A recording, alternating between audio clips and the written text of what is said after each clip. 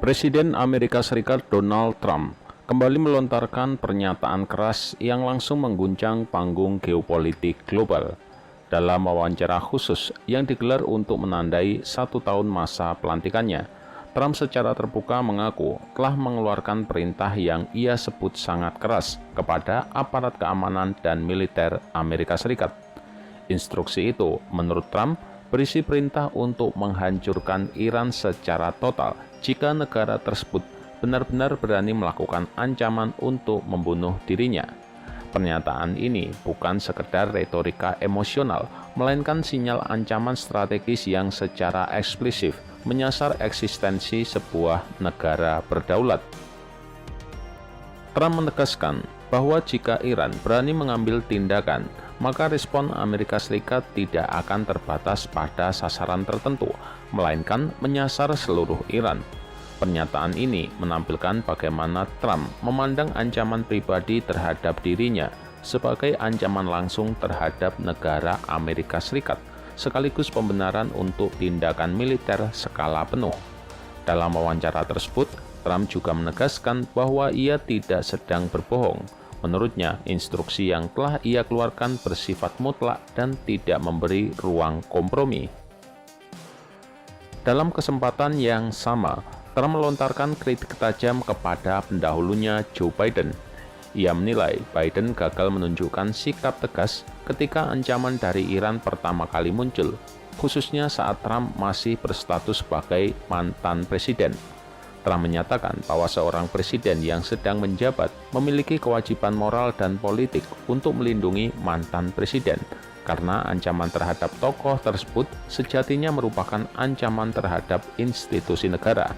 Kritik ini sekaligus menjadi upaya Trump untuk membangun narasi bahwa di dalam kepemimpinannya, Amerika Serikat tidak akan membiarkan ancaman asing berlalu tanpa konsekuensi. Donald Trump kemudian memperluas pernyataannya dengan mengatakan bahwa prinsip respon keras tersebut tidak hanya berlaku pada dirinya sendiri. Ia menegaskan bahwa setiap ancaman serius terhadap warga negara Amerika, siapapun orangnya dan apapun jabatannya, akan dibalas dengan kekuatan penuh. Dengan kata lain, Trump sedang menekankan doktrin pencegahan yang sangat personal dan ofensif, di mana ancaman terhadap individu dapat memicu eskalasi antar negara. Pendekatan ini menempatkan keamanan nasional Amerika dalam kerangka yang sangat konfrontatif dan meminimalkan ruang deeskalasi. Pernyataan Trump ini tidak muncul di ruang hampa. Pada November tahun 2024, Departemen Kehakiman Amerika Serikat mengumumkan bahwa FBI telah menggagalkan rencana Iran untuk membunuh Trump hanya beberapa hari sebelum pemilihan presiden. Menurut pejabat federal, rencana tersebut merupakan bagian dari upaya keberlanjutan Teheran untuk menargetkan pejabat tinggi Amerika Serikat, termasuk Trump, di wilayah Amerika. Pengumuman ini memperkuat persepsi masyarakat Amerika bahwa ancaman dari Iran bukan sekedar isu, melainkan ancaman nyata yang sedang berlangsung. Para pejabat keamanan Amerika menggambarkan dugaan operasi Iran tersebut sebagai bagian dari pola panjang aktivitas intelijen Iran yang agresif. Tuduhan ini semakin memperkeruh hubungan kedua negara yang sejak lama berada dalam kondisi permusuhan terbuka. Dalam narasi Washington, Iran digambarkan sebagai aktor negara yang bersedia melampaui batas, bahkan sampai merencanakan pembunuhan tokoh politik di wilayah Amerika Serikat. Bagi Trump, narasi ini menjadi legitimasi politik untuk mengadopsi sikap tanpa kompromi terhadap Teheran. Ketegangan antara Amerika Serikat dan Iran semakin meningkat seiring dengan pecahnya gelombang protes besar di Iran sejak tanggal 28 Desember tahun 2025. Protes tersebut dipicu oleh memburuknya kondisi perekonomian, inflasi tinggi, dan tekanan sosial yang semakin parah. Trump secara terbuka menyoroti situasi ini dan memperingatkan pemerintah Iran agar tidak melakukan pembunuhan terhadap demonstrasi damai maupun eksekusi massal. Ia pun mengutuk tindakan keras represif aparat keamanan Iran dan menggambarkan rezim di Teheran sebagai pemerintah yang kehilangan legitimasi moral. Dalam sejumlah pernyataan publik, Trump bahkan mengancam akan ikut campur secara langsung untuk mendukung para demonstran. Ia ingin mengakhiri pemerintahan pemimpin tertinggi Iran Ali Khamenei yang telah berkuasa selama hampir 4 dekade. Retorika ini menandai eskalasi serius karena secara terbuka mendorong perubahan rezim di negara lain. Pada titik tertentu, Trump bahkan menyerukan agar warga Iran untuk mengambil alih lembaga-lembaga negara mereka. Ia menyampaikan pesan bahwa bantuan sedang dalam perjalanan, sebuah kalimat yang secara implisit membuka ruang spekulasi tentang dukungan eksternal, baik dalam bentuk politik, ekonomi, maupun operasi militer. Namun yang mengejutkan, Trump tiba-tiba mengubah nada bicaranya. Ia menyatakan bahwa dirinya telah menerima laporan bahwa pembunuhan terhadap demonstran telah berhenti. Pernyataan ini membuat sikapnya terlihat ambigu dan tidak konsisten.